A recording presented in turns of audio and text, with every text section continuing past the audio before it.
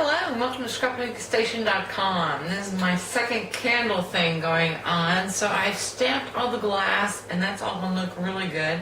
And that's my first video. But then I was watching some YouTube videos about how do you put stamps on a wax candle. And so anyway, I've got this one that my daughter made with me, and then I've created actually 3 others. But no one's ever used a colored candle, and this, of course, again, is dunnage. I mean, what else can I do with tissue paper? But anyway, this is going to be something else to see. So I'm going to put the camera over my shoulder, and we'll go back to the workspace once these guys come out of the mold. I'm going to start off, excuse me, with the basic technique, but like I said, I've never seen colored tissue paper or colored candles. It's always white on white. So let's try this out. And the first thing you want to do, I'm not going to spend a whole lot on the technique because there's a lot of videos about it. I just want to show you different results. But the first thing you want to do is either emboss. And actually that was my first surprise. I would never thought of embossing tissue paper, but it does work.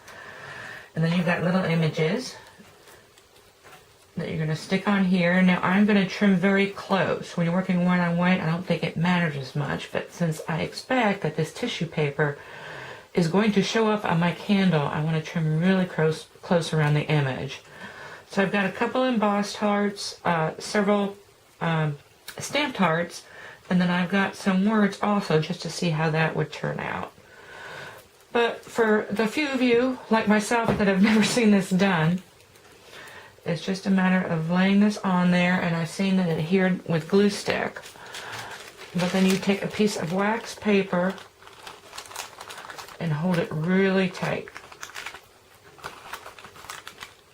around there, and then you heat it up with your either heating tool.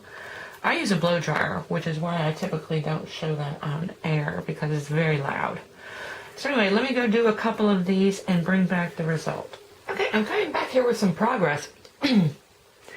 So this first one I did, I used a big old piece of wax paper, and you can see where the wax is, or the wax paper is leaving its image all over my candle. So then I came here with this stamped one, and actually the gray tissue paper hardly shows up at all. But then I used a square. And then I started doing this technique, and this is, I think, the best. So what I've done is I've taken a piece of wax paper, and I'm going to do it on this old image. And I am going to put glue stick on my wax paper. And I'm going to make sure that is right flat on here.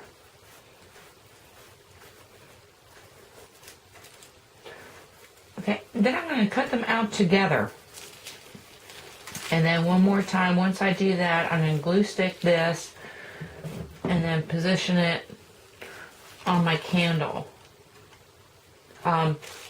Yeah, and then it'll stay. You know that the wax paper is flat, because I think the biggest issue is with your wax paper or your tissue paper bubbling.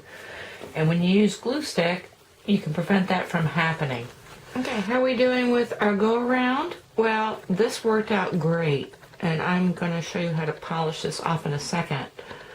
This one, not so much. So this lining the wax paper or attaching the wax paper to the tissue paper first is not great, although it seems to work on the colored tissue paper. So anyway, let's take a look at my last technique. So I cut out my heart on the tissue paper very closely, and now what I'm going to do is I'm going to use my glue stick, put a nice layer on there.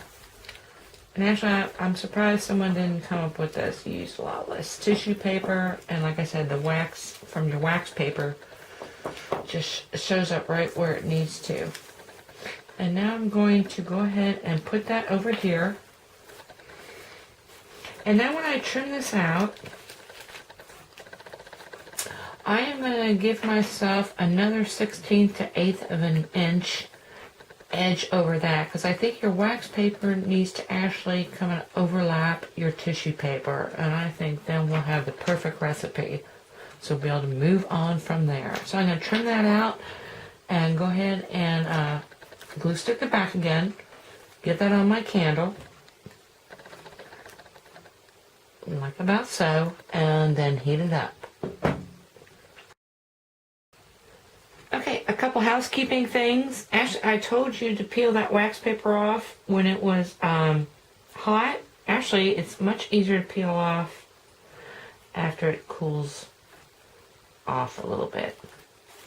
Okay, and the last thing is a little technique, because this wax paper, well, you can see this thing is dripping, and I found that it's actually easier on my candle to put extreme heat on it and let it do its thing, and then this is just a strip of scrubber sponge, so sponge on one side and the other, and then I don't do that in here because I don't want little wax nibbles all over the place.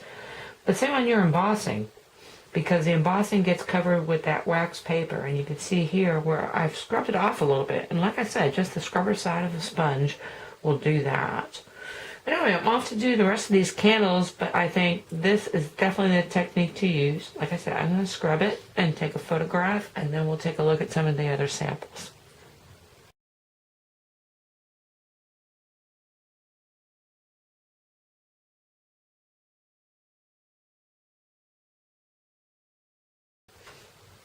I showed a couple setup photos because I'm going to talk about these candles for a little bit.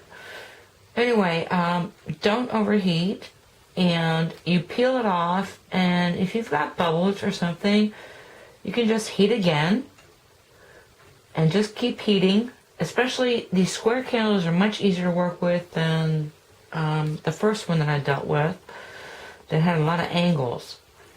So just keep heating, and this one is how I like it. And like I said, I'm working with gray tissue paper. So you're going to see that image behind there. And why I love that is because you can use that to your advantage. So I have this other guy, you're a hoot. And I just went back and forth with my different colored tissue paper. I gold embossed and then just stamped. And actually, the great thing about tissue paper and wax paper, I don't know if if you're a scrapbooker or a paper crafter, maybe you don't know about this cutting tool. So first off, of course, I always use my paper trimmer. But things like tissue paper and wax paper, you can cut like 12 layers at a time. And I think most seamstresses know this, most quilters know this. So anyway, if you don't have this in your inventory, get one. This is Olfa. And like I said, the blades you can replace, but I've put in carpet with this thing, because if you need a straight edge, it just wants to go straight edge. And lastly, let me show you, because I went through, okay, so now I'm done with my dunnage. Hard to believe, I know. And I went through all my little specialty papers folder. I have a little specialty papers folder, and it's got this stuff in it, and it's got patterned vellum as well, but it's got very light metallics, my blacks, anyway, just a lot of things. And you saw the setup for this piece, and I think it is just beautiful. So I showed you the seam image because when I did my wax paper, first off, my wax paper is my palette. So I measured the wax paper with a little bit of overlap. And I left it a little bit cloudy because, like I said, I've got these things going on the bottom. I put some metallic stars in here, and of course and that tissue paper was from my Christmas wrap. So I got some Christmas wrap that had little metallics in it. Works beautifully. I think that is just gorgeous. I usually don't come back after a video, but I think all this stuff is great. So these are my two candle things, videos that I have going on, and like I said, just give it a try. You've got all these materials, I'm sure, and the other thing I wanted to talk about was these little tea lights. I mean, I use the Sharpie Metallics. Wonderful. So pair it up with some coasters that you make on tile and some of these toilet paper cocktail napkins. Put those together and you have a great thing for if you're hosting a party, like a bridal shower. Do it all in bridal shower colors. Anyway, I hope you took something with you that you can use in your own craft making. Like I said, I'm going to get back to scrapbooking, but this was a nice break. Give it a try. Oh, and I wanted to mention, so if you try one of these things and you've got a nice project, please share. Go to my webpage on the community site and send me a photograph and I will post it because I think they're wonderful.